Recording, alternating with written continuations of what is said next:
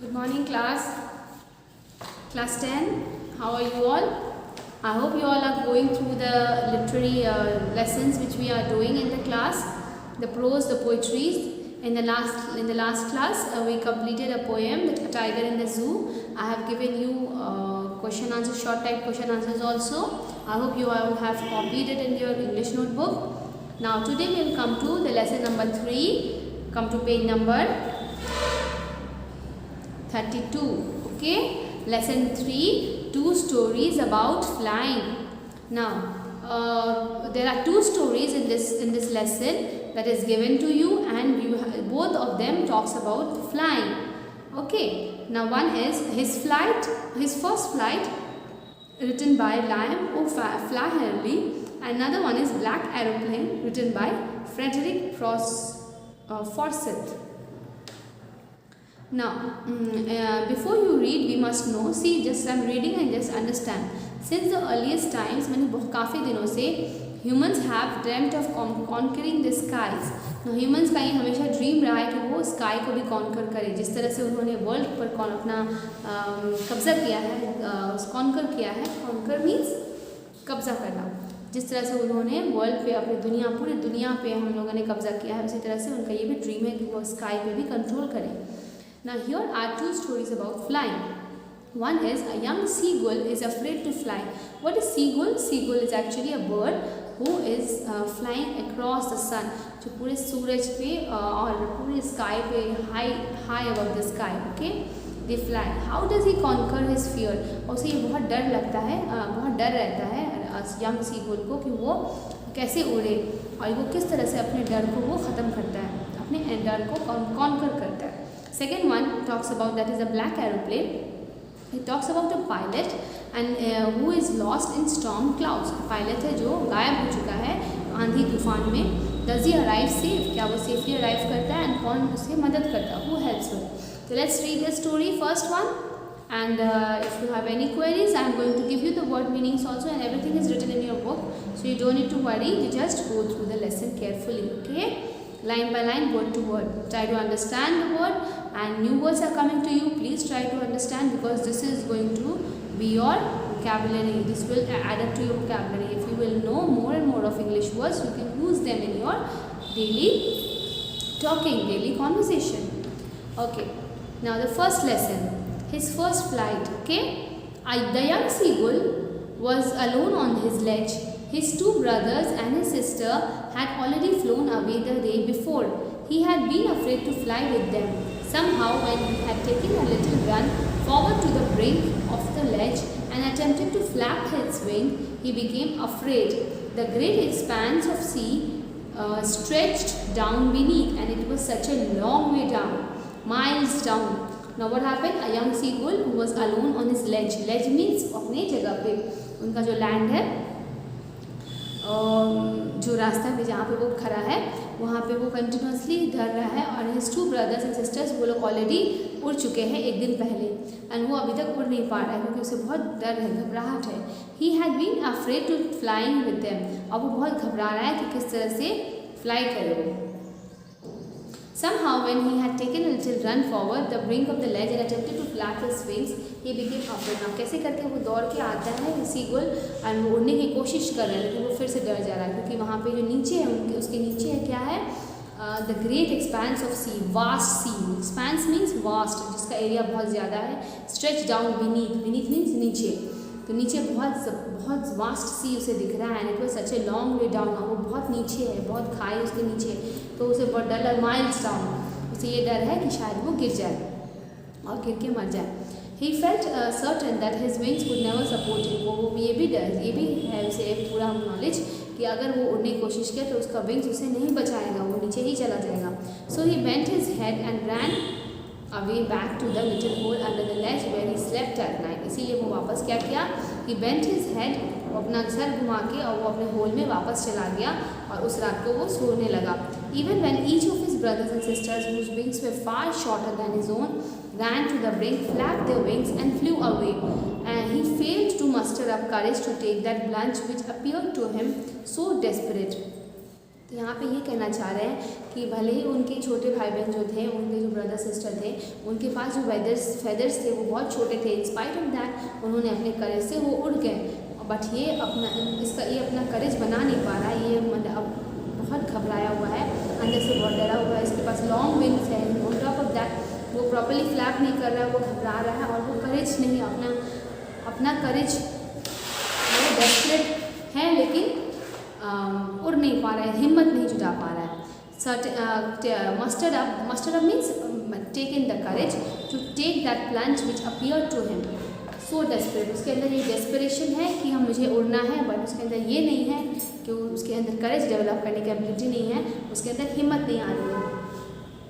His father and mother had come around calling to him shrilly, upbraiding him, threatening to let him starve on his ledge unless he flew away।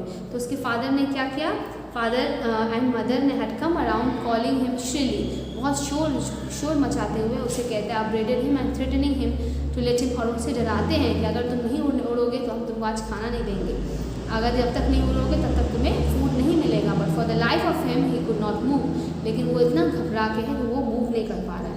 There was 24 hours ago, that was 24 hours ago, मैंने already 24 hours हो चुके हैं, मतलब 1 day has passed since that nobody had come near ना, तब से कोई पास नहीं आ रहा उसके, क्योंकि उसको पनिशमेंट मिला है। The day before all day long he had watched his parents flying above and his brother and sister perfecting them into the art of flying. तो वो एक दिन पहले तक सब कोई प्रैक्टिस कर रहे थे उड़ने के लिए, और उन्हें ब्रदर सिस्टर सबको के पास पूरा स्ट्रेंथ है कि वो लोग उड़ सकते हैं। अब teaching them how to skim the waves and how to dive for fish, उन्होंने ये भी सिखाया कि हमें किस तरह से वेव्स का सामना करना चाहिए, और वेव्स अगर आता है तो हमें किस तरह से अपने आप को बचाना चाहिए, और कैसे डाइव करना चाहिए फिश के लिए, फिश खाना है तो उसके लिए हम लोगों को कैसे डाइव करना चाहिए समुद्र में। He had in fact seen his older brother catch his first herring and devour it. Now what is devour? Devour it मतलब यहाँ पे ये कहना चाह रहे हैं he had in fact seen his old brother catch his first herring. Now वो ये भी देखता है कि उसका एक भाई older brother वो किस तरह से वो फिश को कैच करता है और वो उसे ले लेता है, standing on a rock पे बैठ के, while his parents circles around raising a proud cackle. ना उसके सारे पेरेंट्स बहुत ज़्यादा ही खुश हैं अपने बच्चे को देख के, और सब क्लैप कर रहे हैं। And all the morning the whole family had walked about on a big plateau, और वो लोग उस प्लेट्यू पे, अब वो लोग एक बिग प्लेट्यू पे हैं, वॉक कर रहे हैं। Midway down the opposite Cliff taunting him with his कावर्डाइज। ना जब उसका दूसरा बेटा, बड़ा बेटा जब उड़ने लगता है और अपना करेज दिखाता है तो उसके पेरेंट्स बहुत खुश होते हैं, और इस बर्ड को जो यंग सीगुल है उसे चिढ़ाते हैं, टॉन्ट करते हैं कि वो उड़ नहीं सकता है, शेम ऑन हिम। एंड वो एक कावर्डाइज की निशानी है, वो कावर्डाइज मीन्स बुज़दिली की निशानी है, क्योंकि अगर वो हिम्मत जुटाता तो वो डेफिनेटली उड़ता। Okay okay, now we have come to cowardice का मतलब हुआ हिम्मत नहीं जुटाना, बुज़दिली। Okay, and what is herring? A soft fish. तो किस तरह से उसका उसके जो ओल्ड ब्रदर है वो फिश पकड़ता है, फॉर वो वेव्स से फाइट करते हुए वो अब ट्रेंड हो गया है। ओके, तो लाइक कैच, और वो फिश पकड़ता है और उसे खा लेता है। लेकिन कौन? इसका ओल्डर ब्रदर, बट इसके पास ये टैलेंट नहीं है, ये बहुत ही घबराया हुआ है, वो बहुत ही कॉवर्ड है। कॉवर्ड मीन्स बुज़दिल है। The sun was now ascending the sky. Sun was ascending the sky मतलब वो सन ऊपर की तरफ आ रहा था। Blazing on his ledge and faced the south. He felt the heat because he had not eaten since the previous nightfall.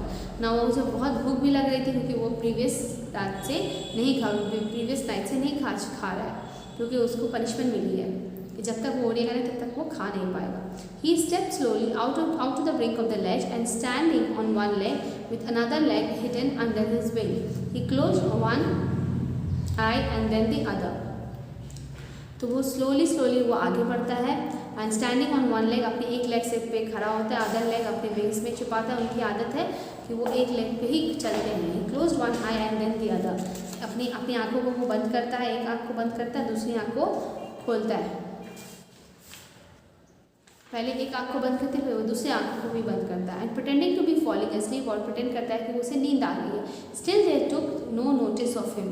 He saw his two brothers and his sister lying on the plateau dozing off their heads, sunk into the necks. Now वो अपने भाइयों को देखता है, बाकी भाइयों को, वो कोई उसे नोटिस नहीं कर रहा है, उस यंग सीगुल को, लेकिन यंग सीगुल अपने भाइयों को देख रहा है, अपनी बहन को देख रहा है कि वो लोग प्लेटो पे बैठे हैं, डोजिंग ओवर देयर हेड्स, और उन्हें नींद आ रही है, sunk into the necks. His father was preening the feathers on his white back, on his white back. तो his father was preening the feathers on, तो उसके father अपने feathers को ठीक कर सहला रहा है, and only his mother was looking at him. और सिर्फ माँ ही उसे देख रही है, किसे? यंग सीगुल को. Okay, only the mother is watching his son trying to close his eyes and trying to fly. She was standing on a little high jump on the plateau. वो plateau के ऊपर की तरफ बैठी है. Her white breast thrust forward, और वो बहुत ज़्यादा white breast जो thrust means force forward, अपने chest को वो आगे लाती है. Now and again she tore at a piece of fish and that lay in her feet, और वो fish को लेके है वहाँ पे और fish को खा रही है tear करके. Then scraped to each side of her beak, अपने beak से खा रही है. The sight of the food maddened him. जिस तरह से वो खा रही है fish को, उसे देख के उस young seagull को मुँह में पानी आता है. The sight of food maddened him. Maddened मतलब he becomes mad. How he loved to tear food that way, क्योंकि इस तरह से young seagull को खाने की आदत थी, tear करके खाना. Okay, किसे? Fish को. Scraping his beak now and again to wet it, और scraping his beak now, और बार बार अपने beak से किस तरह से वो लोग तोड़ के खाते हैं ना फ्लैश को, छोटे छोटे बर्ड्स को, तो वो कैसे खा रहे हैं वो देख रहा है. गा गा गा, he cried begging her to bring him some food. ना वो गा गा गा करके अपनी मम्मी से कहता है कि मुझे भी कुछ खाना दो. Go call off, she screamed back and derisively मतलब in a manner showing someone that he is stupid. वो कहना चाहती है कि तुम क्या पागल हो, तुम stupid हो, तुमको कह दिया गया जब तक तुम उड़ोगे नहीं तब तक तुम्हें खाना नहीं मिलेगा. But he kept calling plaintively. लेकिन तब भी वो बार बार अपनी मम्मा से मांग रहा है और स्क्रीम कर रहा है. After a minute और he uttered a joyful scream. Okay, और वो कुछ देर बाद, 1-2 मिनट के बाद बहुत ज़ोर से खुशी से चिल्लाता है. His mother had picked up a fish of flesh and was flying across to him with it. He leaned out eagerly, tapping the rock with his feet, trying to get near to her as she flew across. But when she was just opposite to him, she halted her wings motionless, the piece of fish in her beak almost within reach his beak. ठीक है, तो ये यहाँ पे ये दिखाना चाह रहे हैं कि वो बच्चे यंग सीगुल बहुत ज़्यादा एक्साइटेड है वो फ़िश को खाने के लिए, और वो बहुत ज़्यादा खुश है कि मैं भी उसको इसी तरह से खाता, लेकिन उसे ये पनिशमेंट मिली है तो डेफिनेटली वो अभी नहीं खा सकता है. Okay, now we will complete till here and we will do the next part in the second class. Okay, now thank you so much children. I want all of you to please go through this lesson once again and read the lines carefully, try to understand the words, and please try to make sentences on the new words that you are learning every day in the course book, and also the other words which I am giving to you while explanation. Okay, thank you so much children. Take care. Please go through the lesson. We will complete the remaining part in the next class. Thank you.